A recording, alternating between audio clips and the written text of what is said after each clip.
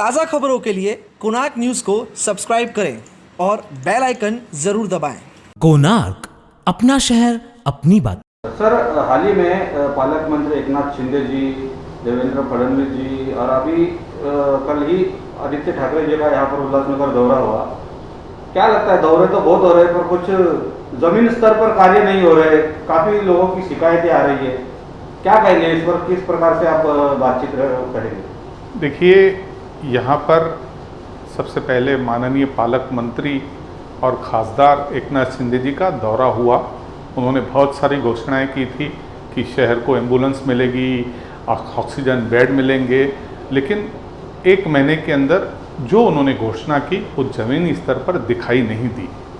उसके बाद देवेंद्र जी आए, देवेंद्र फडणवीस विरोधी पक्ष के नेता थे, उन्होंने दौरा किया, उन्होंने कोविड अस्पताल में खुद जाकर मरीजों को देखा और उसने देखा कि उल्लासनगर में स्थिति बहुत ख़राब है।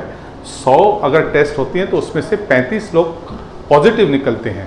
तो उन्होंने आयुक्त को बताया कि ये सारी चीज़ें आपको करनी चाहिए और आयुक्त ने उनको जितने निर्देश दिए वह आयुक्त ने पूरे मुख्यमंत्री को लिखे और हमारे देवेंद्र फडणवीस जी ने मुख्यमंत्री को बताया कि उल्लासनगर में ऐसी चीज़ों की ज़रूरत है। अब राजनीतिक कारणों से एक बहुत बड़ा नेता, विरोधी पक्ष का नेता अगर उल्लासनगर में आता है तो इससे राजनीति की आनन फानन में शिवसेना को ऐसा लगा कि इसका उत्तर देना बहुत ज़रूरी है। मुझे ऐसा लगता है इसीलिए उन्होंने आनन फानन में आदित्य ठाकरे जी का दौरा किया।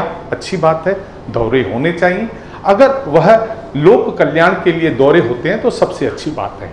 अब क्या कहा कल आदित्य ठाकरे जी ने? उन्होंने कहा कि धारावी और वर्ली की धरती पर उसके तर्ज पर उल्लासनगर में सारे कोरोना मरीजों को मुक्त किया जाएगा। स्वागत योग्य है, ऐसा होना चाहिए। उन्होंने कहा किसी तरह की निधि कम पड़ने नहीं देंगे, ऑक्सीजन बेड बढ़ाए जाएं और हर तरीके के वेंटिलेटर बढ़ाए जाएं, अस्पतालें बढ़ाई जाएं, पूरी तरह से राज्य सरकार मदद करेगी। ऐसा कल उन्होंने वायदा उल्लासनगर की जनता को आदित्य ठाकरे ने किया है।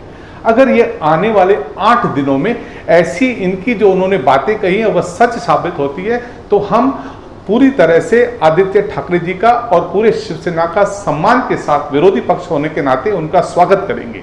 मगर अगर यह जमीन पर दिखाई नहीं दिया और केवल यह बातें हवाई हुई तो मैं कहूँगा कि यह दौरा मात्र राजनीतिक था, देवेंद्र फडणवीस जी के कार्ड करने के लिए आया था।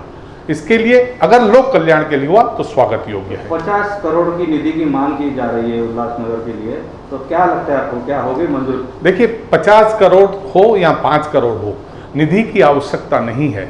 हमको जो सामान चाहिए उस लड़ाई से लड़ने के लिए वेंटिलेटर चाहिए, ऑक्सीजन चाहिए, बिस्तरे चाहिए, जो भी मूलभूत समस्या खड़ी होने की चाहिए, डॉक्टर चाहिए, वो नर्स चाहिए, वह देना चाहिए। पैसे की हमें ज़रूरत नहीं। मेरे उल्लासनगर का हर एक मरीज को, जो गरीब है, जिसके पास धन का अभाव है, जो नहीं करा पाता, अपने पैसा न होने के लिए अपनी जान दे चुका है, ऐसे कई हमारे उदाहरण उल्लासनगर में मिले हैं। केवल उन मरीजों को उपचार मिलना चाहिए, निधि हमें न दें। हमें निधि की कोई आवश्यकता नहीं है। उल्लासनगर अपने आप में स्वयं बल पर लोग खुद, बहुत सारे लोग अपने पैसों से इलाज कराते हैं। जिनके पास पैसे नहीं है उनके लिए सामान मुहैया कराइए, निधि हमें न दीजिए। निधि की ज़्यादा आवश्यकता नहीं है। आवश्यकता डॉक्टरों की है, एम्बुलेंस की है, आवश्यकता वेंटिलेटर की है, आवश्यकता हर उस चीज़ की है जिससे मरीज का इलाज हो सके।